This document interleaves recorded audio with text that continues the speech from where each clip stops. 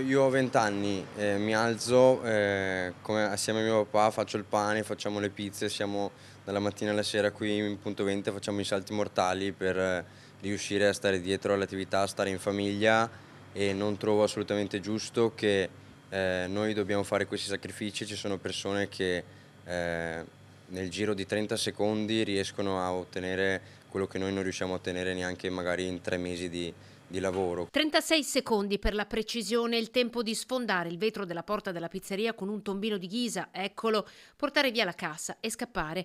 Le telecamere dell'attività storica di Viale Cacciatori hanno ripreso la banda, 4 persone, uno in auto, 2 fuori, uno è saltato sulle spalle del compagno per cercare di neutralizzare le telecamere esterne e poi, una volta appurato che era impossibile, puntandovi addosso una torcia.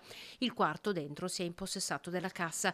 È stato il boato udito da uno dei dipendenti che vive poco più in là a far scattare l'allarme. Siamo arrivati subito, con questo tombino hanno proprio sfondato il vetro, mentre i vetri sono andati in giro dappertutto, abbiamo dovuto buttare via alcune cose che avevamo all'interno perché con la paura che ci potessero essere delle schegge di vetro. Papà e figlio al lavoro tutta la notte per riuscire a riaprire il punto vendita nel pomeriggio. La denuncia alla polizia. Stranamente erano a volto scoperto e senza guanti, quindi lasciando impronte digitali ovunque. Erano ragazzi giovani. Sì, erano ragazzi giovani, sì. Sicuramente erano organizzati, sapevano bene quello che stavano facendo. Il conto del furto è salato, in cassa c'erano almeno 3.800 euro più i danni al negozio.